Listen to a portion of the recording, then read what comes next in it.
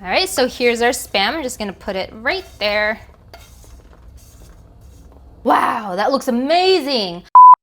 You guys, there's a ton of Spam grilled cheese and Spam sandwich recipes out there. If you guys do want me to make those on this channel, let me know in the comments below and we'll make it happen. But have you heard of cheesy Spam bread with scallions? Basically, we're gonna make a meal packed into a loaf of bread. You guys want more videos like this? Well then, make sure you hit that subscribe button so that you don't miss out on the twice a week videos that I release on this channel. And while you're there, might as well hit that like button to give me some lovin'. Okay, on to the recipe. We're gonna start by making the bread. And yes, this is a yeasted bread recipe. And yes, you can most certainly do it. Follow the steps and you will have delicious bread guaranteed. For this recipe, I'm gonna be using my KitchenAid stand mixer. I love my stand mixer. If you guys want your own, I put a link in the description below. If you like to bake, I suggest you get one because it just makes the whole process so much easier. You can still do this recipe by hand. Just keep in mind that when you knead by hand, it does take a little bit more time compared to if you used a stand mixer. Use this attachment, it's called the dough hook. We're gonna be using this to knead our bread. All right, and I'm using my glass bowl so that you guys can see the recipe, no problem. First thing I'm gonna put in this bowl is 1 teaspoon of instant yeast. I'm gonna go ahead and put a link in the description below if I find it online so you guys can grab your own. Bloop.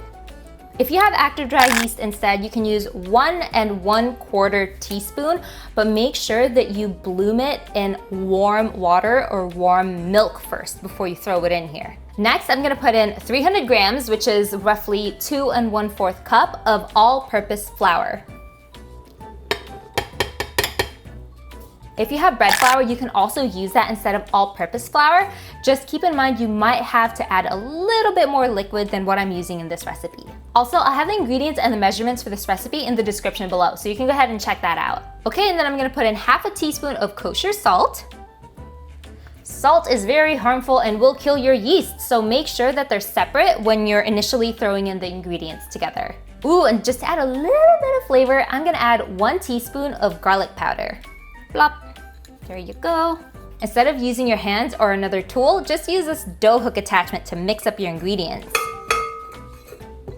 Okay, so best practice is when you're baking bread that you mix the dry ingredients together first and then you mix the liquid ingredients together and then you combine it. However, this is the way I like to do it. Just crack the egg directly on top of the dry ingredients and then mix it up. All right, so you just need 1 large egg for this recipe. And then just mix it up on low speed.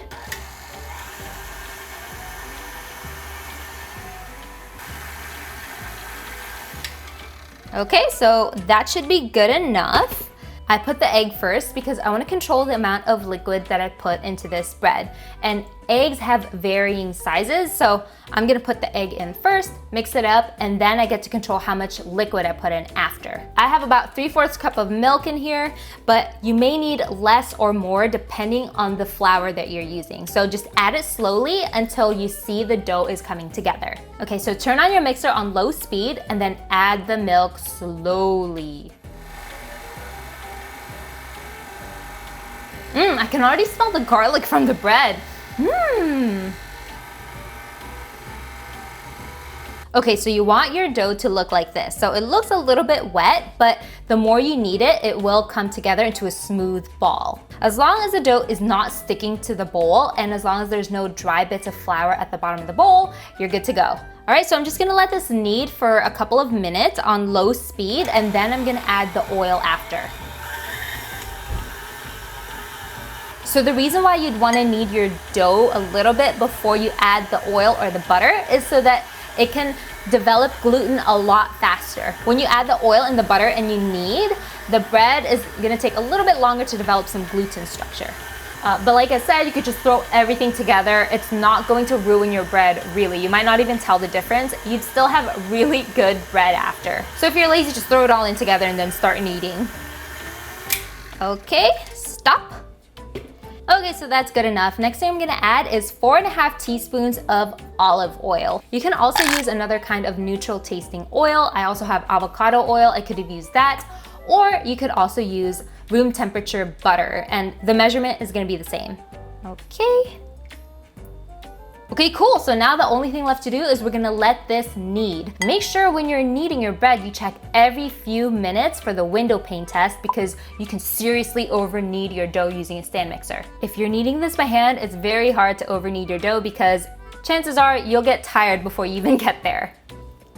All right, so start kneading.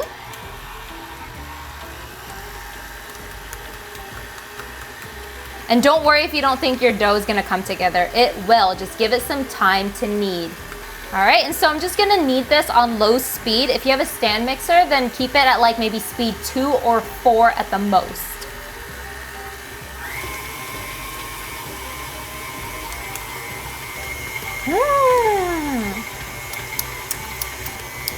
All right, so I'm gonna stop this for a second. I'm gonna show you guys the window pane test, okay? So this has only been kneading for like 2 minutes.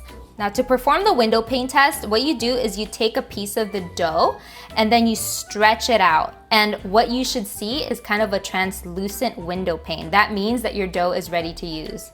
Very gently stretch it out. And you should be able to see kind of like a translucent film, kind of like a window pane, before it tears apart. As you can see here, I'm trying to stretch it out and it's kind of tearing before I get to that window pane, see? So it still needs some more time to knead. So I'm just gonna put it back. I've been baking a lot of bread for quite some time now, and I know that at about the 7-minute mark on speed 4 in my KitchenAid, that's when my bread passes a window pane test. But I still check every once in a while to make sure. I don't ever want to over knead my bread. Ooh, another tip. When you are using a stand mixer, make sure that you set a timer. It's so easy to forget about your bread. All right, I'm gonna follow my own advice and I'm gonna set a timer for 5 minutes. Bam, there you go. Set a timer, walk away, and then come back and check on it. If you guys are just starting to make bread, I would say check every 2 to 3 minutes. Like I said, I've been baking bread for a while, so I kind of know 5 to 7 minute mark is a sweet spot. Oh. Okay.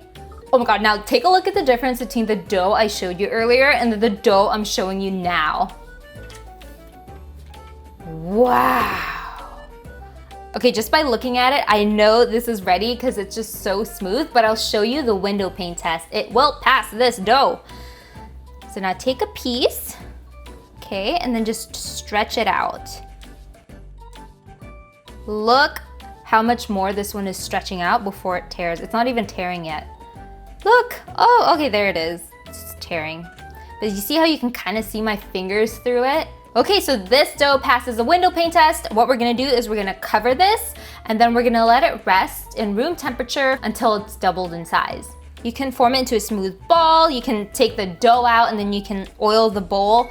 But to be honest, I've been making bread this long, I really don't have to because I'm gonna scrape it off with a spatula anyway. So I'm using this lid, it comes with my KitchenAid bowl. I'm gonna seal it tight to make sure no air touches my dough. Obviously you guys probably don't have this, so just use plastic wrap. You don't want air touching your dough because then the outside will get all hard. Okay, so now just let this sit for about an hour and a half. You should be able to see it double in size. And while that's happening, we're gonna go ahead and cook up our Spam. So here's half of a block of Spam. The other half I actually used for my Spam kimchi fried rice. If you guys wanna watch that, I'll put a link in the description below to the recipe video, but don't watch it until you're done watching this recipe video. All right, so I'm just gonna take this out of its plastic wrap. It doesn't look very appetizing in plastic wrap, to be honest. So what you wanna do is you wanna chop up your Spam into little blocks. You can just throw this into your bread, but I prefer if you cook it over the frying pan first. Like I said, a little bit toastier and a little bit more color will make the Spam bread taste even better. All right, so just chop it up. Man, I cannot believe the soldiers during World War II would eat this like straight out of the can. I mean, can you imagine? Spam is so much better after you cook it. Nice. So I recommend you slice the Spam into smaller cubes so that you can have a lot more throughout your bread. But if you want bigger chunks, that's totally fine too. All right, here's my little Spam squares. Okay, let's fire up the frying pan. All right.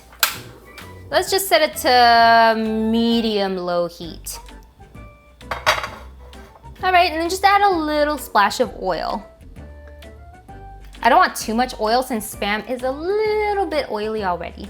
When the oil has heated up, then just throw in your Spam and start sauteing.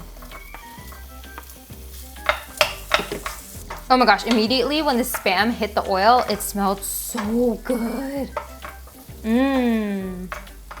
You guys, do you eat Spam at home? If you do, let me know in the comments below how you like to enjoy your Spam. I'm gonna turn up the heat a little bit. It's taking a little long to get toasty, and I'm impatient. Put up your flame to about medium heat, and this should toast things up a bit. Ooh, there we go, now we're talking. Oh my gosh, it's looking so much better already. Remember in the very beginning when we were slicing it up, it looked kind of pale and very unappetizing. No! Okay, so this works. The last thing I'm gonna add, it's optional, but it will add an extra oomph to your dish. I'm gonna add just a little pinch of sugar to add that extra boost of flavor in your Spam bread.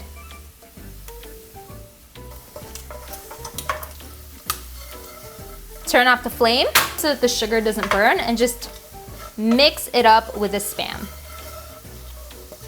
Okay, so now our Spam is done cooking. We're just gonna leave this to cool down and we're gonna wait for the bread to rise a little bit longer. I still got like 30 minutes to go. Once the bread is done rising, we're gonna put all the fillings in. All right, see you guys in about 30 minutes. Okay, so I know I said 30 minutes, but I got a little carried away. So it's been an hour and a half and here is what our dough looks like. Boom, there you go. So it touched the lid, but that's okay. This has definitely doubled in size. I mean, look at that. So we're just gonna punch it down. You don't have to go crazy with it. You can if you want to, but it will naturally deflate when you scrape it out. You wanna use one of these guys. So I've got a rubber spatula. It just helps take out all the dough from the bowl. All right, and then I'm just gonna dump it out on a clean surface. I like to use this big old chopping board to mix my breads. Oh my gosh, you guys, it smells like garlic powder. It smells really good. Okay, get out. Out. All right, so I'm just scraping off all the little dough bits that got left behind. If you feel like your dough is a little too sticky, you can go ahead and apply just a little bit of flour so that it's a little bit workable. But to be honest, guys, don't be afraid of sticky dough. Learn to work with sticky dough. It builds character. All right, so I'm just gently deflating. And then what I'm gonna do is I'm gonna chop up some scallions or green onions, whatever you wanna call it. Check out these green onions we have. We just let this kind of sit by the countertop and then grow, and then eventually we're gonna plant them in our backyard and we can just like snip off fresh green onions every time. It's amazing, it's like a mini garden. Okay, so I'm just gonna snip off the edges. They're turning a little brown. Don't want that in our bread. And then just guesstimate the amount of green onions you want in your bread. So I'm just gonna snip off like a couple of these guys and then I'm gonna chop it up, see what it looks like, and then see if I need more. So you, this guy, you, yes, you.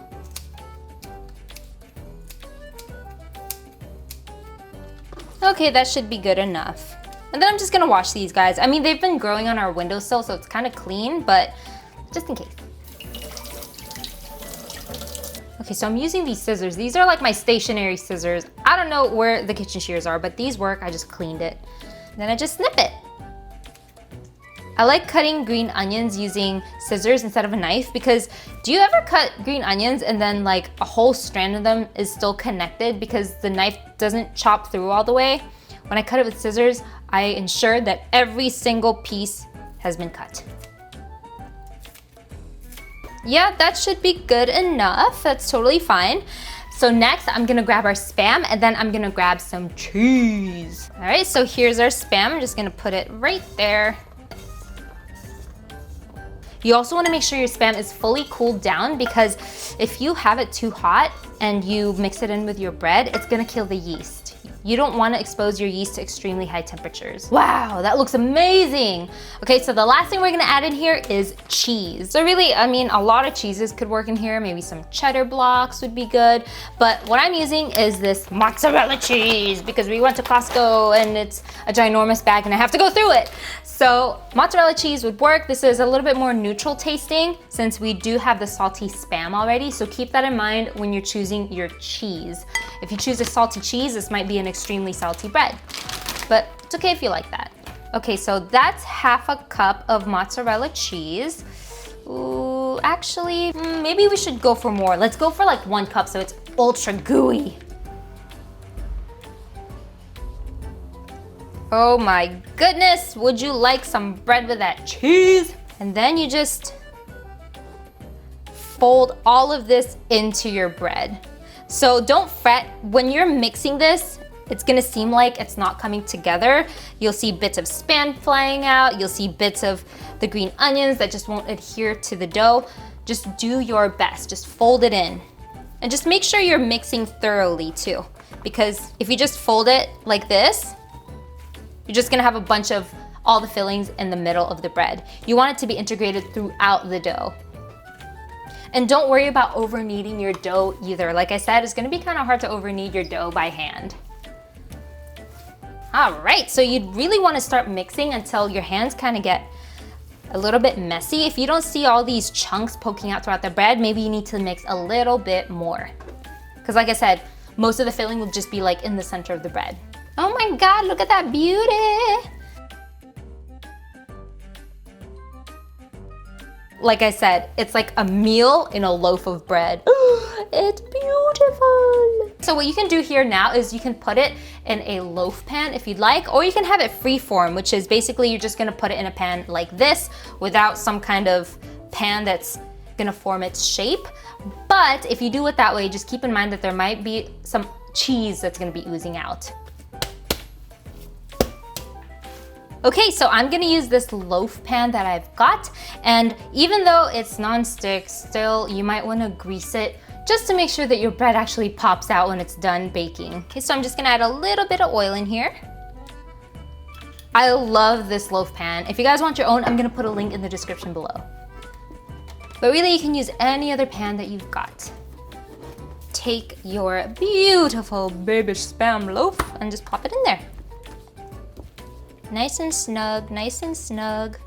And then I'm gonna cover it up and we're gonna let it rise until it passes the poke test. So it's not gonna be completely doubled in size, but I'll show you guys once it's ready what it should look like. Okay, so then I'll just cover this. I'll be back in like maybe, I feel like 45 to an hour, 45 minutes to an hour. This will be ready to go and I'll show you what the poke test looks like. All right, see you then. Okay, the reason why you do the poke test is depending on the temperature, if it's a lot hotter, then your bread rises a lot quicker. If it's colder, then it's gonna rise a little bit slower. So the poke test is a way for you to see when your dough is ready, regardless of what temperature you're in. So you can see that the rise is a little irregular, and that's normal. That's because you've got like chunks of Spam here and then like no chunks of Spam here. So that's why it looks like a deformed little loaf, but it's still gonna be really good. Okay, so the poke test. So what the poke test is if you press this down and if it rises back halfway, then that means it's ready to bake. If you poke it and it doesn't bounce back at all, then that means you've overproofed it, which means it's risen too far. That just means you have to punch it down again and hope that it rises for a third time. If you poke it and it springs back all the way, then that means it's not ready yet and it might need a few more minutes, like maybe 20 or 30 minutes to rise. So just give your dough enough time to rise and then you'll have nice and fluffy bread after. So yeah, just use a poke test. It won't fail you. Look, poke, springs back halfway. Poke, springs back halfway. Poke, springs back halfway. So this guy is ready to bake. Oh, and this is completely optional, but if you guys want a little bit of color on top of your bread, you can go ahead and take an egg, beat it, and then brush it on top of the loaf. I'll go get an egg and I'll make it look pretty for you guys. Be right back. All right, so here's my egg. And if you just use the egg whites, it's gonna be a lot lighter in color. If you use the egg yolks, it's gonna be a lot darker in color out of the oven. I'm just gonna mix a whole egg. It's like a nice in-between. Blop. All right, and then just mix it up. Then just brush it on top. Okay, so that looks like it's fully covered. So any parts of the dough that has the egg wash on it will look slightly darker when it comes out of the oven. It'll look really good. All right, guys, so we're gonna be baking this in a preheated oven at 425 degrees Fahrenheit or 220 degrees Celsius for about 40 to 45 minutes. Oh, and make sure you place it on the middle rack in case the top burns. There, my oven's preheated. Let's stick it in the oven, let's go.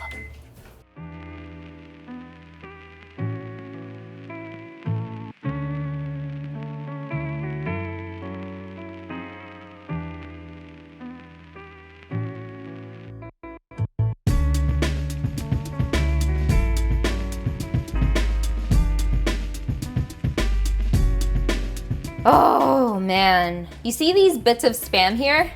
It looks a little too toasted. Okay, so to make sure this doesn't happen next time, put a piece of foil to cover your loaf for about like the first 20 to 25 minutes of your baking, and then you can remove it for the remainder of the time. This isn't too bad, thankfully, and to be honest, guys, it smells like a bakery in here. Specifically, 85 degrees bakery. Have you guys ever been there? Let's try a piece of this bread. I'll try the end piece. Fun fact, I love the end pieces of bread. I will always eat the crust and the end piece. I didn't get any Spam. Let me get another bite. There's the Spam. So if you guys want like a bunch of Spam in this bread, oh my God, let me stop chewing. Okay, as I was saying, if you guys want a lot more Spam in your bread, maybe you should go ahead and use the whole can of Spam.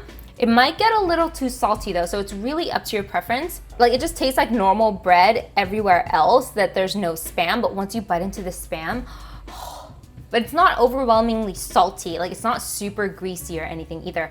So I think this makes for a perfect snack bread, or you can maybe dip it in some marinara sauce, or I can even see you using this as like a breakfast sandwich bread.